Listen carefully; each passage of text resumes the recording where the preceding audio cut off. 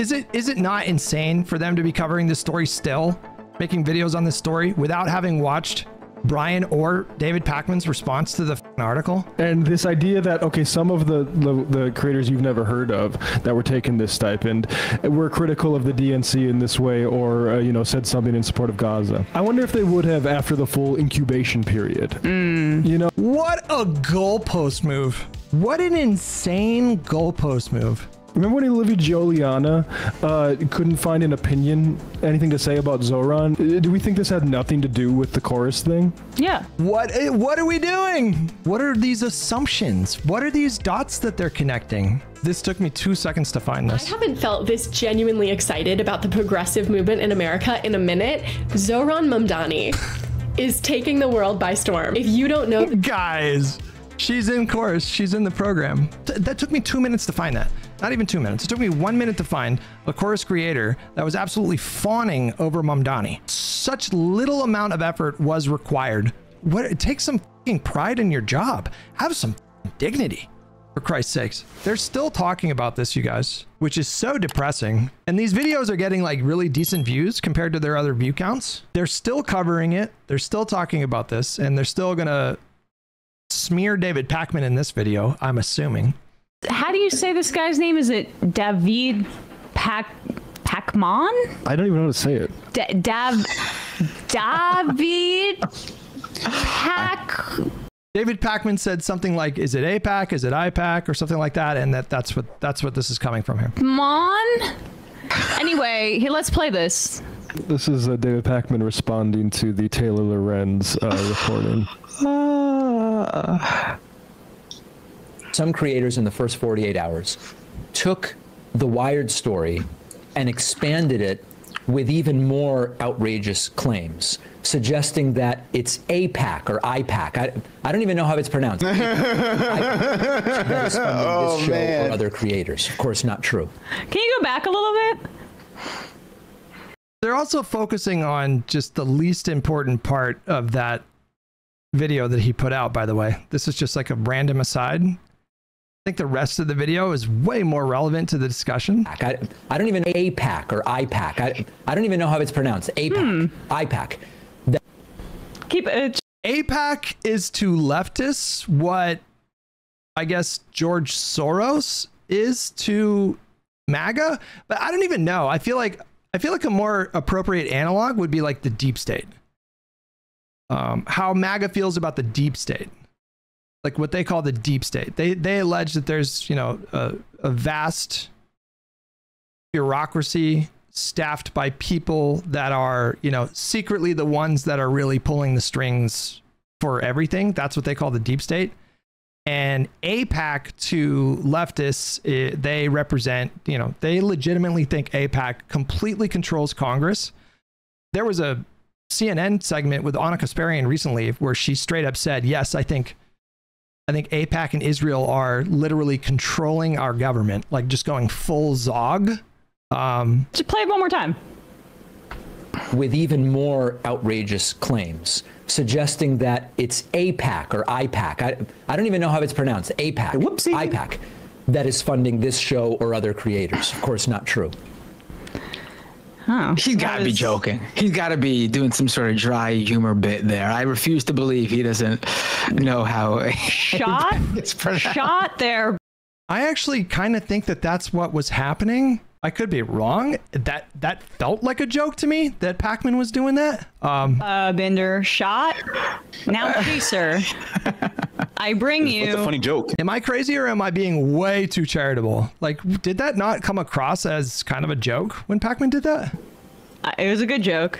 Hopefully it was a joke. I bring you this montage that many wonderful social media users. Who is this person here? Full Slack. Ezra Klein revealed what a knucklehead Sam Cedar is. You know, that conversation was not great. It was really not great. Yeah, you know, I still like Sam Cedar. I still think he's like super funny, but you know, there's been a couple things in recent times that he's done that I just thought, man. Went back into the archives. All you got to do is probably Control F APAC. Here it is 6 years ago talking about Ilhan Omar. APAC, from APAC, APAC, support APAC. APAC. Okay, so... How are they not getting the fucking joke? I'm 90% certain that he was joking. It was meant to be a joke. I mean, it has to be just a joke. I mean, it is, right? It has to be. It is, right? Yeah. What? Not a good it's one. Not a joke. It's not Pakman a joke. doesn't joke. He doesn't have a sense of humor. This is what's fascinating to me about this, though. No, Pakman does have a sense of humor. He's just very dry. Like, he's always been very dry. I've definitely seen him crack jokes.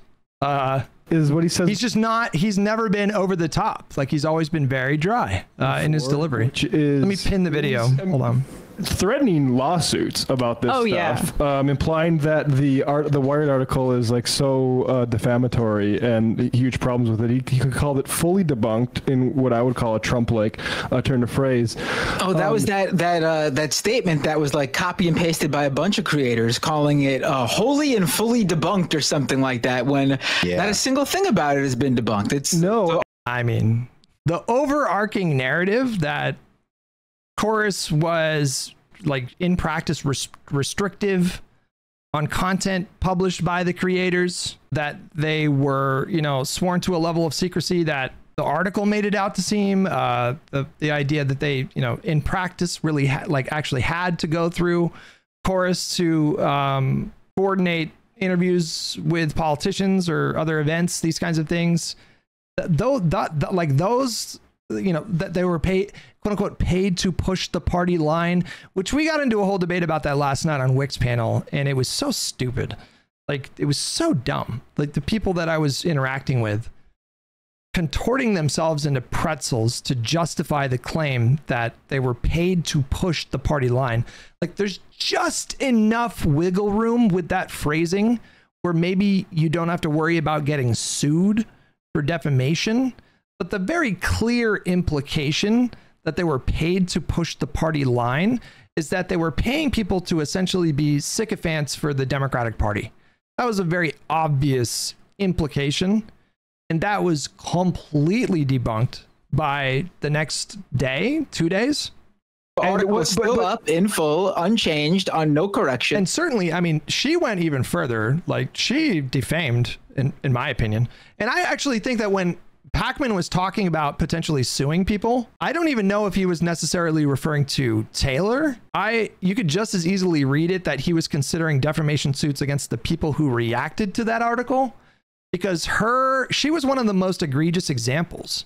She completely baselessly, and again, Taylor Lorenz 2 days ago specified that there was no evidence that she saw that these creators were paid to not talk about Israel. That was so egregious. They just ran with that narrative all on their own. I mean, to be fair, I think Taylor Lorenz kind of fanned the flames with her tweet that we've already talked about.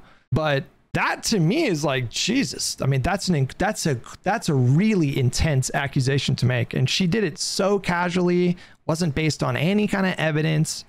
It was so reckless the way that they covered the story, the Majority Report. I posted a video about it on my channel a couple days ago. It was so reckless the way that they did that. Completely made up the thing about Israel stuff, Gaza coverage, just completely made up.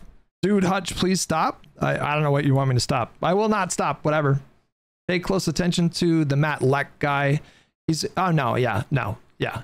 was horrible in that first video. My goodness. The article by Taylor Lorenz in Wired is legit. And the thing that's telling in this thing here, Pakman says, and I'm just gonna play the audio here. Listen to what he says. The first 48 hours took the Wired story and expanded it. So, see, that's why I think that that right there is why I think that Pakman was not talking about suing her. I'm pretty sure Pakman was talking about suing other people. And now after that quote, I'm like 100% sure, because like he's talking about expanding what was in the article, going beyond what was in the article, which is what they literally did. It's what her and Matt did when they covered the story. They started going down this whole, like, they were paid to not talk about Israel thing. There was nothing in the article about that. Thing here, Pakman says, and I'm just gonna play the audio here. Listen to what he says. The first 48 hours took the Wired story and expanded it. So that is slimy, what David Pakman did right there. Because he doesn't address ever, and none of these people do, the Wired story and the thing that's wrong with it. What Pakman does... No, he did. He did. Why are you doing this? He fucking literally did. I don't understand. Like, come on, guys. He made an 8-minute video about it. It doesn't take very long. Put it on 2x speed. It'll take 4 minutes to watch the video. He did talk about, like, you know, you can have an article like that where things are like technically not a lie or technically inaccurate, but if they're framed in such a way as to push a particular overarching narrative that does not reflect reality, then there are problems with the article, obviously. Right here is moves on from that. 48 hours. Took the Wired story and expanded it with even more outrageous claim. See, the reason why this is kind of making his spidey sense go off is because that's literally what the fuck he did. He did that thing. He did that. He took her reporting, expanded on it, and then accused these people of covering for Israel. I don't know anybody who said explicitly David Pakman is taking AIPAC money. No. People were concerned about the money from Chorus he wasn't disclosing. Right. The only thing people said... What a Weasley little fucking liar, dude. I watched your video. What are you talking about? It's on my channel. Like, hold on. Now we got to pull up the video. They expanded on Taylor's reporting to suggest that the creators were being paid to not talk about Israel. Is he lying, or does he have just an insanely awful memory? Who's the most pro-Palestine person implicated in any of this? There's none exactly. Who's the most sort of even like socialist? That was crazy because there were creators that were pro-Palestine. So she just made this up. She just assumed it. She just assumed that something was true. It's 117 in the article. Wait, hold on. Right. You know, Juliana and Dave. So the clear implication there is that the Chorus program were going out of their way to avoid working with or paying or giving grants to any creator that was doing pro-Palestine content. So the clear implication there is that it was like a pro-Zionist nonprofit. David Pakman, who, you know, he's always been nice to me. I think I have some disagreements with, you know, his politics, particularly his foreign policy views. You know, I think if you take this kind of money, I didn't look up Palestine. Maybe that's what I should have done. Palestine. I mean, that alone right there, that's what I'm talking about. So like that, he's like, I'm not aware of anyone tying it to Israel. What you guys just said in like 5 days ago, that the program was not selecting creators who had any kind of pro-Palestinian perspective. People said about Israel at all is that Pakman has a major blind spot in the issue, which is evident by the fact that he either sincerely joking. He's lying. You guys did not just say that he had a blind spot. You said that they were picking creators for being pro-Israel, or at least not picking creators that were pro-Palestine. You guys fucking just said that 5 days ago, and now you're walking it back. Like, it's on the channel. Like, the video, anyone could click on the video. At least like private the old video if you're going to walk back your claim or ignore that you said something that you said. Or is a lie, acts like he doesn't know how to pronounce AIPAC. That is disqualifying. The Democrats should not be paying anyone. Also, no one, or whether they again, he's still framing it incorrectly. Not only did Taylor Lorenz say that there was nothing in her article to suggest that people were being paid for their silence on Gaza, she also said there's nothing in her reporting that suggests that there was any party involvement. Like, the DNC was not a part of this. She never alleged that. She specified as much in her conversation with Destiny, and he's still framing the story incorrectly. He's still getting a basic, crucial fact wrong. It's an entirely different thing altogether if the party itself is investing money in creators. That's a totally different thing than like a dark money group like 1630 supporting creators. Those are two different organizations. Disclose it or not, who doesn't know how to pronounce fucking... Yeah, and that's her fault. That's exactly right. It's Taylor's fault that he's talking like this. Although now I doubt he even read the article. I have serious doubts that he actually read the article. They specify AIPAC to weasel out. That's exactly what they did, yeah. Yeah, Taylor insinuated it with the subheading when she said they were paid to push the party line. And so I guess this guy, Matt Lech, just didn't read the article, I guess. I just have no idea. I really don't think. I think she read the cliff notes. I don't think she read the whole article. AIPAC in 2025, they're their top 5 PAC spender in our elections, David. Do you care about elections? Right. Yeah. Well, also, we should say that, you know, I personally don't believe that David Pakman took any sort of guidance on his content from Chorus because he didn't need to. David Pakman was already not covering what's happening in Gaza well before Chorus even came into the picture. Chorus didn't have to tell David Pakman not to cover Gaza. He was doing that himself on his own. Yeah, well, it's a chicken or the egg situation, right? Where it's like, did Chorus, and by the way, Chorus is the group that is essentially the middleman in between the dark money billionaire-backed fund, which we do not know where that is coming from, the 1630 fund, and the creators. So yes, it does have a... The way they frame it, too, it's so intentionally inflammatory. Where they also recruit some of these people to sign up. But what was unearthed by Taylor Lorenz's reporting, again, gone over by Wired's editors, by their How concerning lawyers. Is that to you? This the is lack a of freedom paper of speech online in the UK. that has published stories that have been unimpeachable about very serious topics about the Trump administration, including them editing out minutes of footage of Epstein's cell, including Doge's activities. They have to protect themselves legally, and they did so not just in their critical reporting of the Trump administration. I think they missed the point.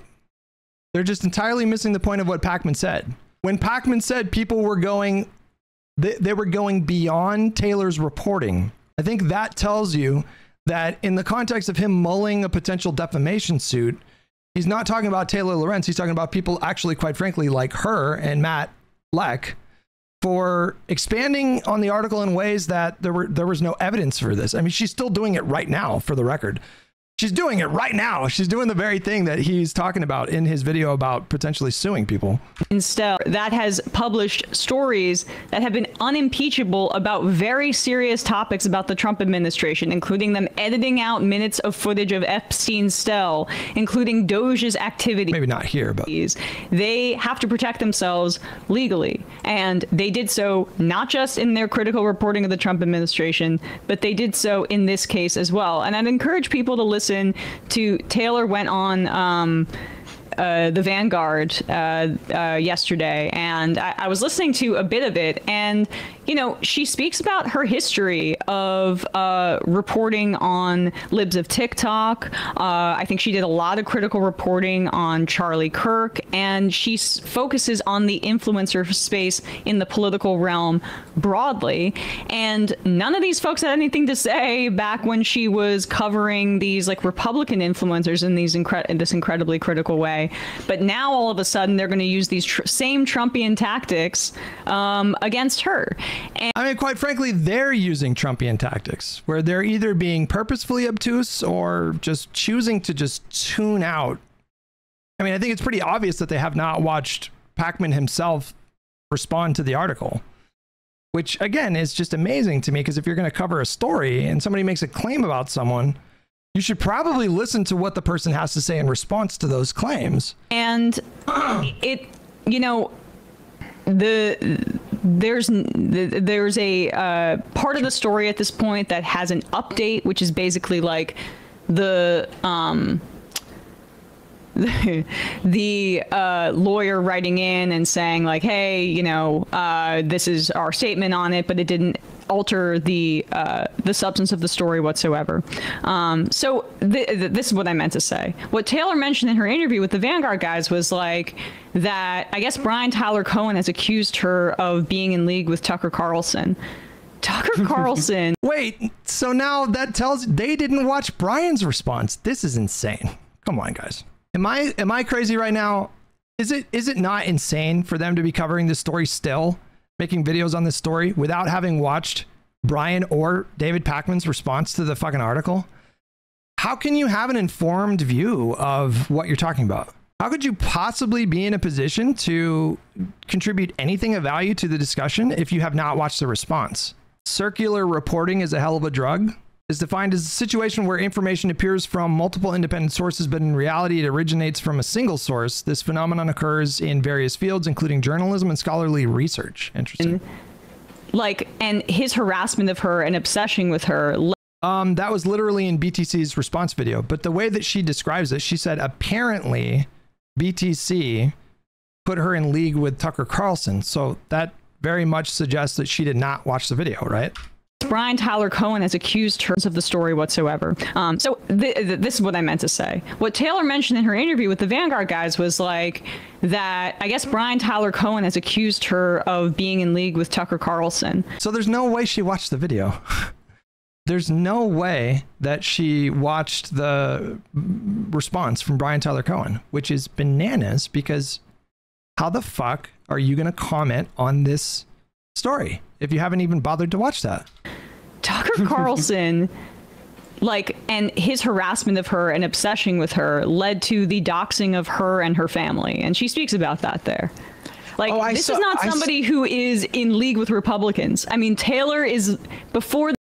He didn't say she was in league with the Republicans. He was just he was just pointing to the fact that, Candace Owens and Tucker Carlson were praising her recently. This story was known as one of the Republican boogeymen who focus on her in this way. One, because she has a personality online, and she even admits, sometimes I can be a little bit crazy on Twitter or whatever, but I have views and I'm open about it in ways that other reporters conceal. No, but they didn't even watch Pakman's response. It's pretty obvious that they didn't even watch Pakman's original response, which is just completely irresponsible. And pretend to be robots in public. At the very least, you know where Taylor stands on all of this stuff. And her reporting history is fairly unimpeachable on these right-wing influencers and on this. And so it's really disgusting, in my view, to see these kind of Democratic influencers basically using fake news and these Trumpian tactics on media figures that they don't like, instead of just owning up to this kind of thing. I saw that clip that they used where it was Candace Owens and what's his face, Tucker Carlson, talking about Taylor Lorenz. And I generally don't align myself with friends of Tucker Carlson and Candace Owens. I think she was obviously, I think Brian was obviously being what would be the word? I think it's obvious that he was not being literal that they were friends. They very sarcastically said something, very tongue-in-cheek said something about her. So obvious they weren't promoting her, they were knocking her. And that was... Even he said that, right? That's what he says right here. The clip that they used to say that she was I see, on their side and they like her and is in they're in... No, but he was being tongue-in-cheek as well. All in bed together. It was ridiculous. Dishonest smear of the messenger. That's literally ad hominem, and they don't address ad hominem. Again, any of the claims about the contract conditions, they just say, oh well, those aren't enforced, which, I mean, please. And this idea that they went further than that the terms weren't enforced. They clarified what the terms meant. It looks like Taylor Lorenz and their team at Wired misinterpreted something that was in that contract, because the idea that they had to get clearance broadly on their content to post stuff, that was obviously the narrative that Taylor Lorenz was pushing, when in reality it was if you're acting in an official capacity with Chorus, then they're going to have they retain the right to restrict the content. And but again, there's reasons why 501c4s have those clauses in contracts, is because if people are going to show up and act as sort of an ambassador or a representative of Chorus, you have to be careful about what you're saying and how you say it, because it could have an impact on your nonprofit status. That's standard contracts for these kinds of things. I've been in a few different contracts with 501c4s, and there's always some stipulation about that kind of thing. Okay, some of the creators you've never heard of that were taking this stipend were critical of... It's pretty damn obvious if you have a contract with a company, you cannot do anything in their name without their approval. Exactly. Yes. Any company that contracts somebody else, they're going to have some kind of a clause about that kind of a thing. The DNC in this way, or, said something in support of Gaza. I wonder if... Okay, hang on. Is he still doing it? Like, again, any of the claims about like the contract conditions, they just say, oh, well, those aren't enforced, which, I mean, please. And this idea that, okay, some of the creators you've never heard of that were taking this stipend were critical of the DNC in this way, or, you know, said something in support of Gaza. I wonder if they would have after the full incubation period. You know, what a goalpost move. What an insane goalpost move. So they're critical of Gaza and the Democratic Party while they're in the program. But now I guess he's saying, well, the point of the incubation program is to, you know, I guess condition them like a Clockwork Orange to be more pro-DNC and anti-Israel. What an insane goalpost shift. You guys said so confidently in your initial reaction to the story that there were no creators that were criticizing Israel. And then you find out after the fact, after you made this confident assumption based on literally nothing, once people find out that there were people that were criticizing the party and Israel, now you're shifting the goalpost to like, well, you know, I wonder what they're going to say after the incubator program. What a crazy goalpost maneuver there. Oh, like I'm sorry, I don't credit that. I don't think that's that impressive to me when those terms are what they were. And this thing about like, they need to give a heads, they just need to give. This is just fucking embarrassing. Dylan K with $2. Appreciate it. A heads up to chorus. Remember when Olivia Giuliana couldn't find an opinion, anything to say about Zoran, and she's like, oh, I haven't looked into this yet. Do we really think, this had nothing to do with the chorus thing? Yeah. What are we doing? What are we doing? What are these assumptions? What are these dots that they're connecting? How could they possibly suggest that this is like a responsible way to cover this? They're assuming that now like chorus creators are, you know, like neutral or critical of Zoran Mamdani because they're in this program. Like what an insane assumption to make. Of course, I mean, I'm not saying it's funny because, you know, David Pakman, again, he was talking about suing people that went beyond the article to make these like defamatory claims. And then they do the exact thing that he was referencing. Just like there's nothing in the article to suggest that the chorus was incentivizing them to not, you know, gas up Zoran Mamdani. Definitely did. But I'm sorry, when I see a contract that said we need to clear certain things with us, and one of the lead Gen Z influencers saying they don't have, I'll bet you anything that the contract that he signed with Majority Report has a similar kind of restriction. I would bet you so much money that there's like clauses in there to make sure that he doesn't go on Majority Report and then, you know, I don't know, like lie about what they do or, you know, share company secrets or whatever. They haven't been following this Zoran thing and don't have an opinion about it. That seems to me like, oh, they signed a contract and they are awaiting what to say. That's the appearance that it gives. The guidance. And the reality is that this space is deeply underregulated and there is like very little oversight or understandings. Bless you. Excuse you. Bless you. There's very little transparency about where this money is coming from. And I'd imagine that this is just the tip of the iceberg of the kind of funds that are pouring into some of these. This took me 2 seconds to find this. I haven't felt this genuinely excited about the progressive movement in America in a minute. Zoran Mamdani is taking the world by storm. If you don't know... Guys, come on. She's in course. She's in the program. Excuse me? Internet media source. He just, this Matt Lech, this guy's bro, this guy is a fucking idiot. Okay. I think he is worse than Emma, to be frank. What a silly guy this is. What an insanely silly, unserious person. What a moron. What a fantastic moron. Hold on. Can we just...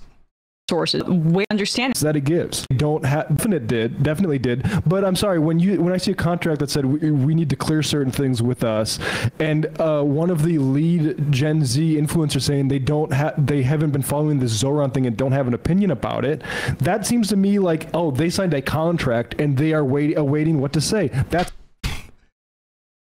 and then she's in the program. this name yet, prepare to have your world changed by the end of this video. Hey everyone, I'm Ali202 and welcome back to another episode of Serotonin Sandwich, the psychologically intentional. If you have not been introduced to Zohran Mamdani, the mayoral candidate for New York City, who was just endorsed by AOC and Bernie Sanders this week, allow me to change your life. This man has risen to national fame incredibly quickly. Not just gassing him up, but like fangirling over him. While she was in this program, this was 2 months ago. She is just fully in the incubator program at this point already. How embarrassing, man. That's the appearance that it gives. The guidance. And the reality is that this, like, all of this could have been, like, all he had to do was just take a little bit of time to like look at some of the creators that were named, you know, browse through that took me 2 minutes to find that. Not even 2 minutes. It took me 1 minute to find a chorus creator that was absolutely fawning over Mamdani. It was just, there was such little amount of effort was required. And yet he's still doing this like crazy assumption thing that these people were being paid to not talk about Mamdani. It's just, take some fucking pride in your job. Have some fucking dignity, for Christ's sakes. Space is deep kind of funds that are pouring into some of these internet media sources, because I think especially really 2020 on, companies realize, and there's been an explosion in podcasts popularity, there's even more and more, and the pandemic supercharged this, where they realize like, hey, we can take out ad space on some of these podcasts for really cheap. Why don't we start to pour money into this? And there's really no oversight on this front. So first comes advertising money. Then in the political podcast realm comes dark money, and everything is pay to play right now in our social media ecosystem, because the chains are off. You know, you're pumping these like controversies that are completely manufactured, like the Sydney Sweeney jeans thing, or the Cracker Barrel logo that no one in real life cared about, but social media was telling you that you cared about it. It's because this is like information warfare, and we have probably very little understanding right now of all of the money behind trying to get this stuff to the top of the algorithm and gaming it that way. Dude, he should sue them, for the record. Pakman, I'm putting it out there in the ether. You should sue these people. This is maliciously reckless coverage of this story. Like they're just hammering it. They continuously are pushing this line that the party was paying these creators to be establishment shills, basically. And we just have so much evidence at this point to directly contradict that claim. He should fucking sue, for the record. He should sue these people for sure. Absolutely. And just 2 points to what you and Matt were both saying. The first, I think we have to acknowledge that a lot of more liberal aligned pundits and more like liberal leaning politicians actively use the corruption, the greater and more naked and oftentimes more clumsy corruption of the Republican Party to justify what they consider to be their like lesser magnitude corruption, you know. And David Pakman makes that point there when he highlights AIPAC, right? He draws the comparison between the dark money he's taking and a more problematic, obviously more problematic, no dark money group AIPAC, or a lot of what they do is out in the open, to be honest, but they have problems other than whether how secret it is. But the reality is that just empowers the far right.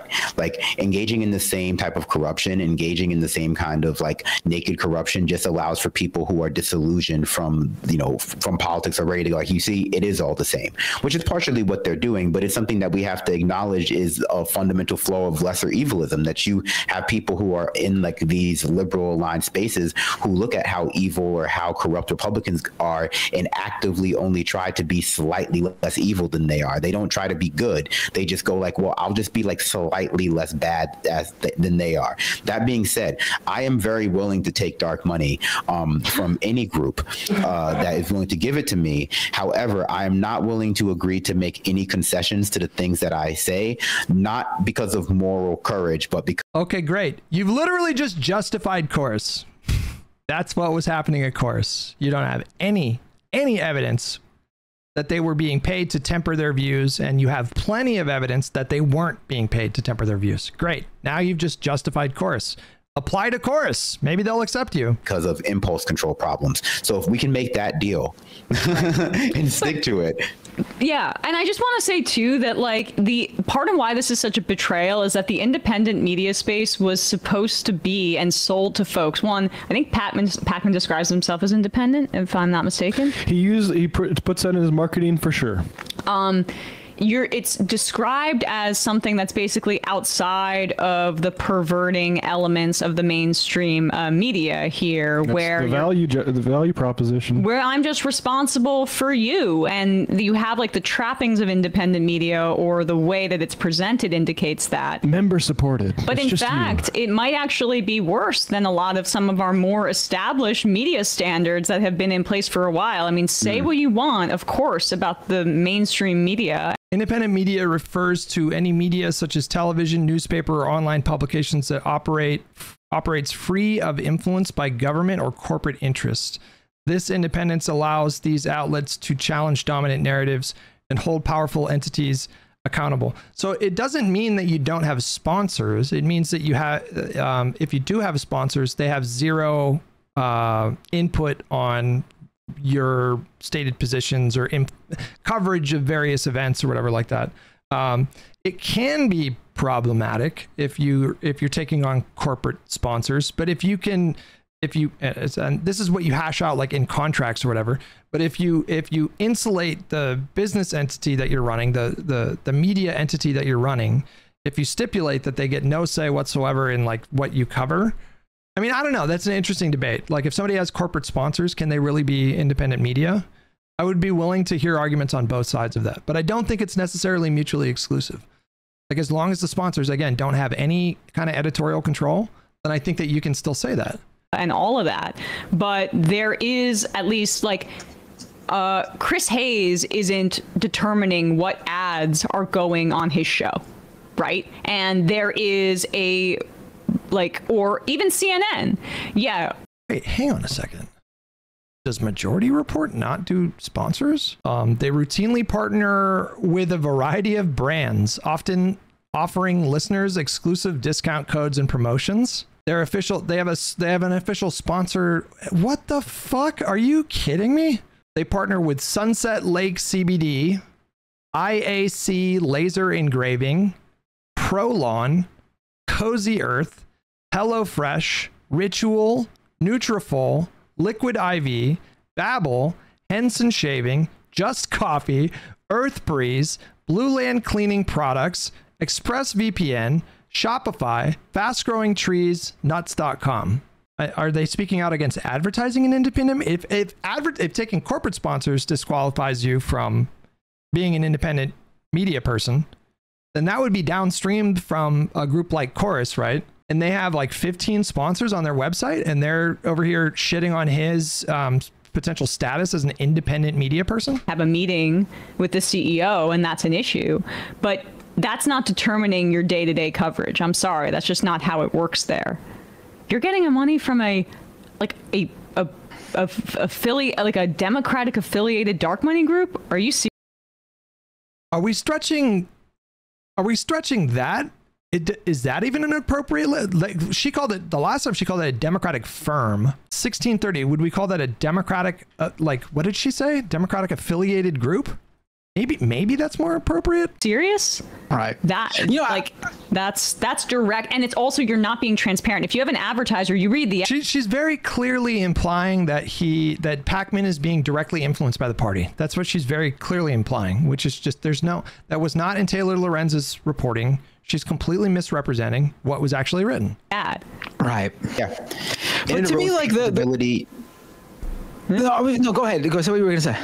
I was gonna say, yeah, and it erodes people's ability to like critique money in other groups, because this is something that we have an issue with, and it's not just limited to like pundits online, Democrats and. You will never find a group of people that are so high on their own farts than these people. It's not just the black pill that directs their kind of worldview. Another essential part of their kind of belief system is that the world is very neatly defined by a clear group of heroes and another clear group of villains, and there's really nothing in between. And their whole worldview is basically 99.5% of the world are evil, and they're like the vanguard of, they're like the last bastion of truth and morality. That's an essential part of how they see themselves. And it's so smug. It is so self-righteous. Republicans both engage in this sort of myth making that taking money from groups doesn't impact the way you behave. And that is not something you should teach people, because it is not true. But it seems like it can be true when you're getting that money and you want to imagine that it's not impacting the way you behave. Right. It's self-flattery. But Wow. What level of irony are we at here? She has the nerve to talk about self-flattery. to me, like the story, Taylor Lorenz's story was obviously a well-reported story, and it obviously was significant. Obviously, in in online political influencer circles, political creator circles, but like overall, like the story itself didn't have like much legs to me outside of, like, obviously it was impactful, but it wasn't going to be something that would have ruined these people's careers if they handled it correctly. To me, the craziest thing is the reaction. Yeah. Like how easy it would have been for the creator. I agree, but not in the way that he thinks. Like, the story itself was not the biggest story of the last week and a half. It's actually the reaction from, I don't even know what to call these people. It's actually been the reaction from the black pill media people. The larger reaction from accounts like Majority Report and Hasan and the rest of them. That's the bigger story. Just how eagerly they jumped on this and used it to try to like basically end these people's careers. That's what they're doing. They are trying to end Brian's career, David's career, and anybody who's affiliated with Course. They want to ostracize these people.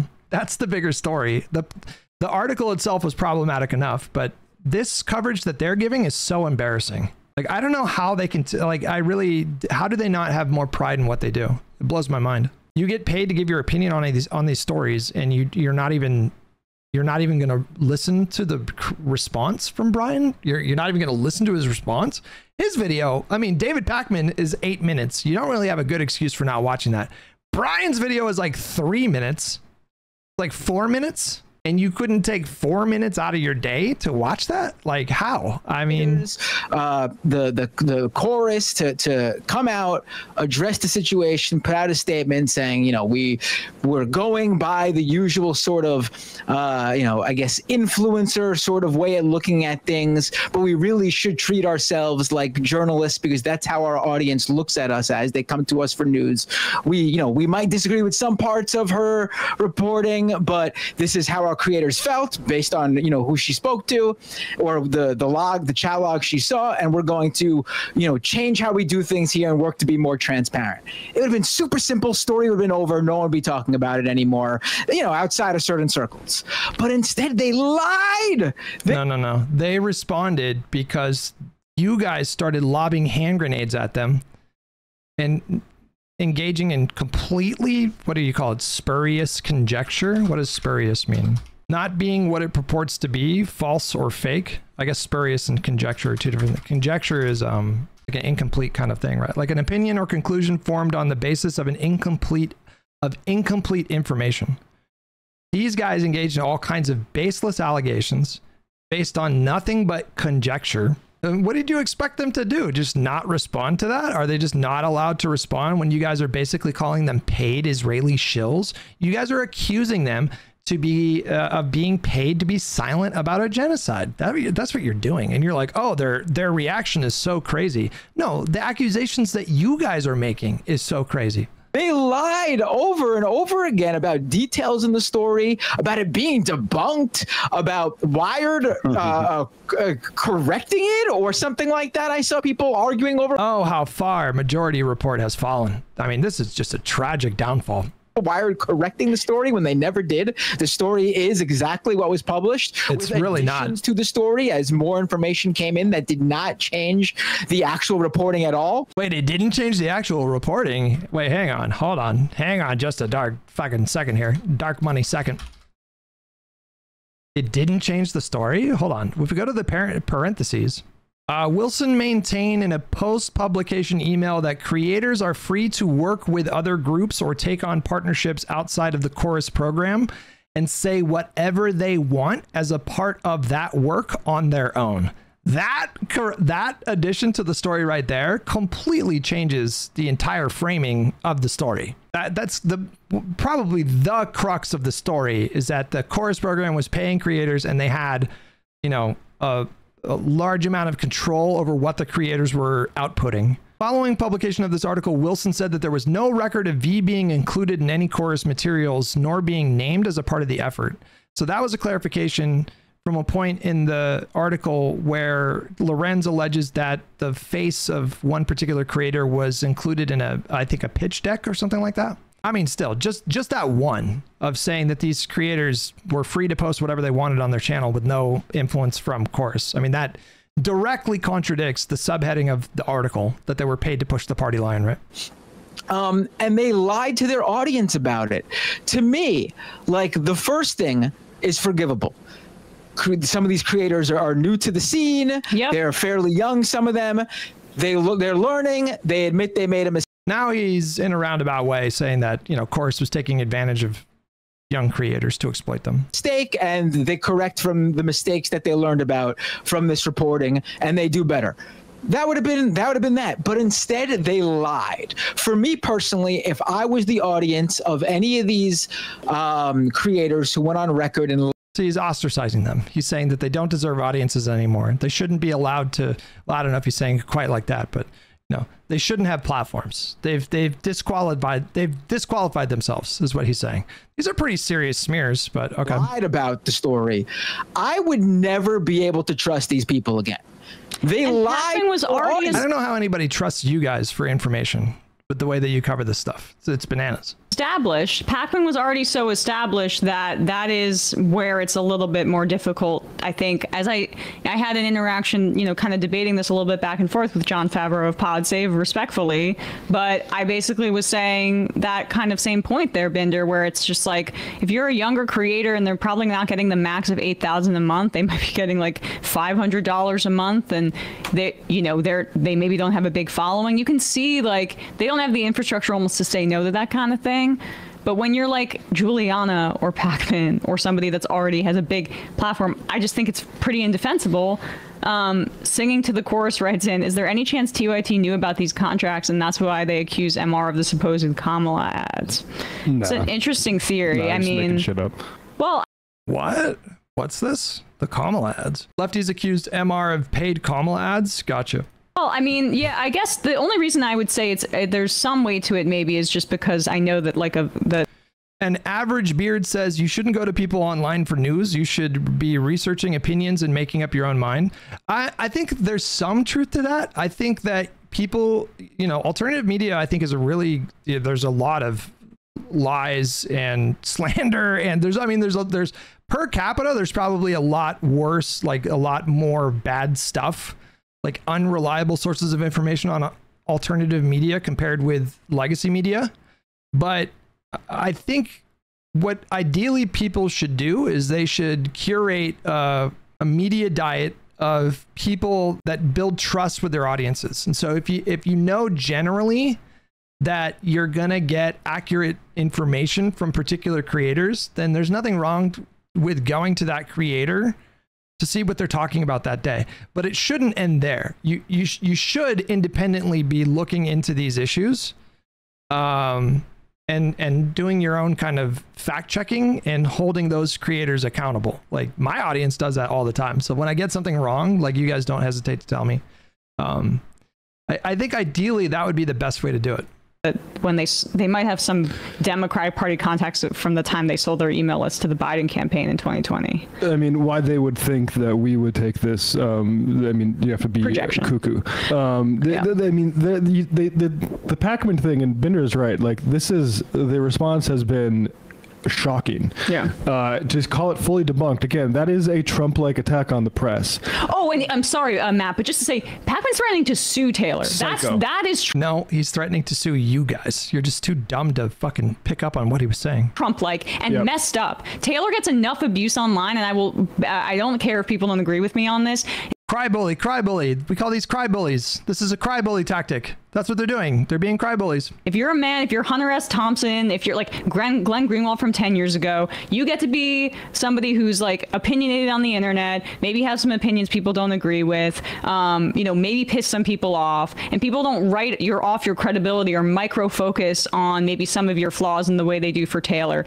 There have been like years and years of misogynistic attacks against her, and the fact that I see some people on our side engaging in this is despicable to me. I'm gonna be a woke scold in my chat and say that I don't like calling women bitches in the chat.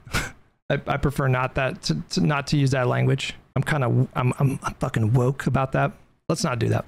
Go ahead. Sue Wired. Good luck, David. Yeah, good. Do it. Because this you can call me a bitch. You can call men a bitch. I think that's fine. It's a different connotation. Just let me get this out quick. Yeah. This thing about this fully debunked. Guess what paragraph still exists? Untouched on this as I read it right now. The contracts reviewed by Wired prohibit standard partnership disclosures, declaring that creators will not publicize their relationships with Chorus or tell other members of the program without Chorus's express prior consent. A screenshot from the slideshow, blah, blah, blah. Again, this is completely standard contract language if you're being contracted to do any kind of work with a 501c4. The reason why that provision exists is so that you don't fire up a live stream and say, I'm doing paid work with, or I'm doing any kind of work with Chorus, and then also, you know, blah, blah, blah, blah, blah. And then they say something that jeopardizes the 501c4 status. It's completely standard. There's nothing nefarious about that language in the contract. How does he not know this? I mean, come on. How do you not know this? How old is Matt Lech? How long has he been covering news? Has he not done any contracted work with a 501c4? That would be surprising if that was the case. They also forbid creators from disclosing the identity of any funder and give the Chorus the ability to force creators to remove correct content based solely on the organization's discretion if that content was made at a Chorus organized event. Just to finish. Standard! It's completely standard. That is crazy if you can't recognize why those provisions exist for a 501c4. Like, come on. That because I did go over a screenshot from the slideshow that was shared with Wired. This is what they were talking to about a supposed correction, which was really just addition by a subject who reached out after this story got probably more attention than they were expecting it to. But a screenshot from a slideshow was shared with Wired following this article's publication by Graham Wilson, a lawyer working with Chorus, offers several talking points if a member of the cohort wanted to discuss Chorus publicly. But I'm sorry, a slideshow is different than what's in the text of the contract that you made people take or you're just either willfully ignorant over what that text actually meant in the context for it, or you're just kind of dumb. Like, if you've been doing content for years and years and years, and you have no concept in your mind of what, like, why a provision like that exists for really any company, let alone a 501c4, then leave without letting their lawyer see it. Like, that's insane. You any kind of contract like that is fucked up in this business, and it not only it's actually just like completely standard. Like, I would, to be honest with you guys, I would be really shocked if his contract with Majority Report didn't have similar language in some capacity to make sure that paid employees of Majority Report are not disclosing, you know, private details of the company. Only makes you look bad. It also casts aspersions on all of us, like we said with TYT making those allegations. They've just ramped this up. Now Tim Pool can say, oh, you're probably taking dem money. Right. You're probably, who cares?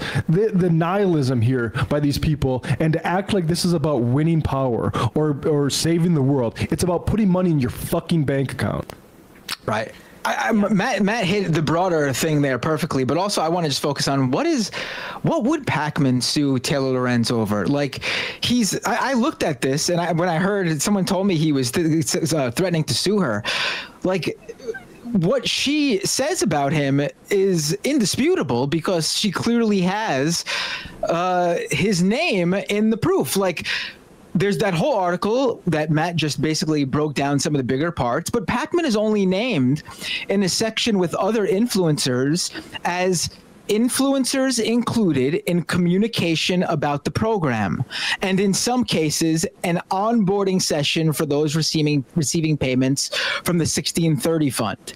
So unless Pakman has some sort of proof debunking Taylor Lorenz that he wasn't in these communications that Taylor has, which she wouldn't include his name if he didn't, then what is he going to sue her over? Like, she doesn't. She has screen recordings. She has the group chat. She can't publish the exact contract, which is what like these streamer brain idiots are saying. Because no, she can, but she's saying that it would compromise her sources.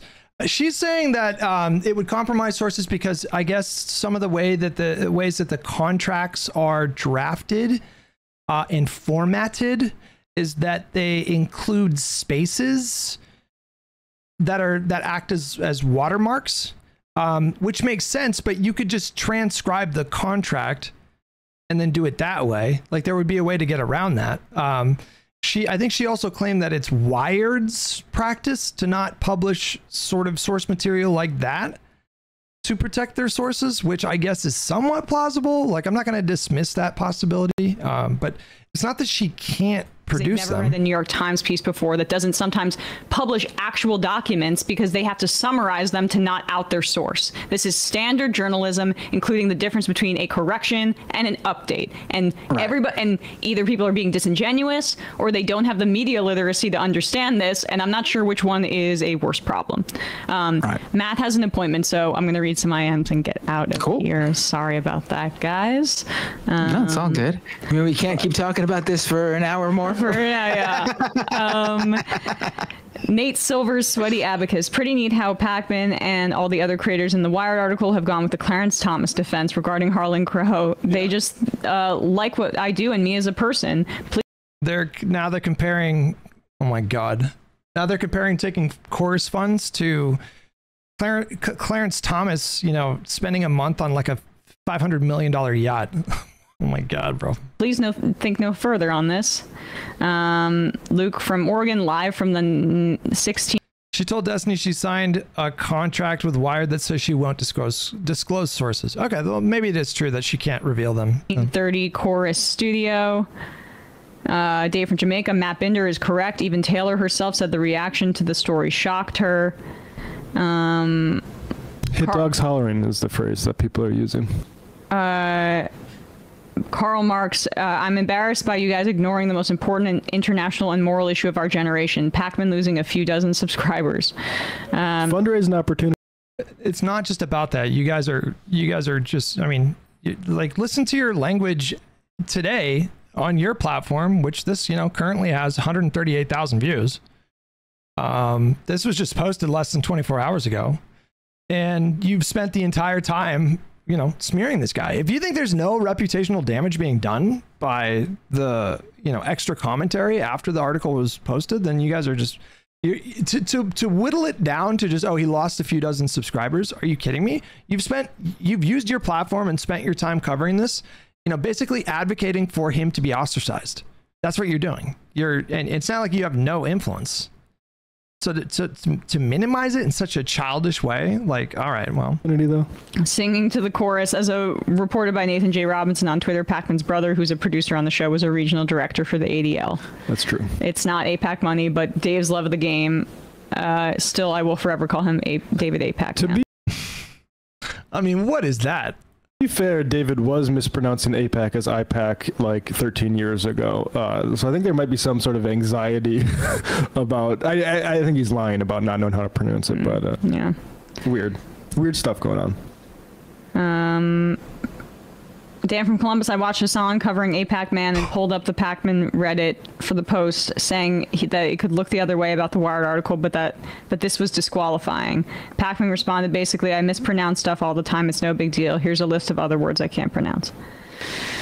Theo Bong, courses like Tenant Media, they didn't pay them to make specific content. They paid them because they liked what they were saying and wanted to subsidize their message. Yep.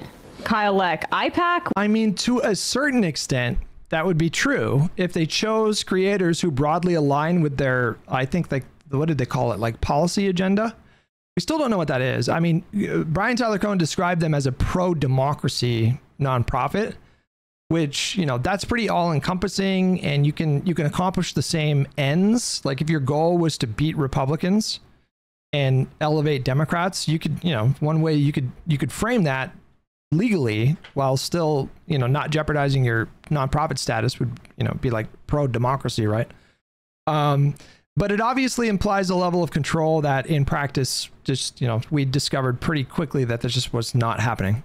What is he talking about? The International Particle Accelerator Conference? 3 more.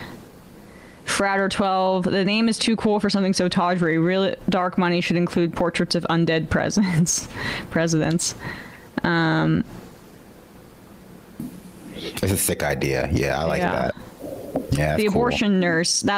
I'm middle-aged, so I remember a time when respected and ethical reporters used to go to jail to protect their sources. I don't think people now know the difference between actual reporters and commentators. Commentators are important and can help provide commentary. But as a reporter with an impeccable record and working with a respect... Not their commentary, for the record. ...to news organization, is an important source of facts. Yep. When they call her a liar, they help the Republicans with their crusade to discredit facts. To protect their own venal interests. It's the same reason, like, someone will call me a journalist on Twitter or something like that. I am not a journalist. Clearly not. Yeah, just really pathetic smear by that group. That's very, very disappointing. I'm still I know we've been covering this for like a week and a half now, but I'm really just very, very shocked by the larger conversation that sprung up in alternative media. Some of the people who use the story, and it just like to call their reporting on this story irresponsible, or to call their commentary on this story irresponsible, doesn't even begin to touch it. I don't know how they take pride in what they do. I don't understand how they could just phone it in to such a reckless degree to be commenting on the story without, you know, watching their responses, for example, is just, how do you justify that?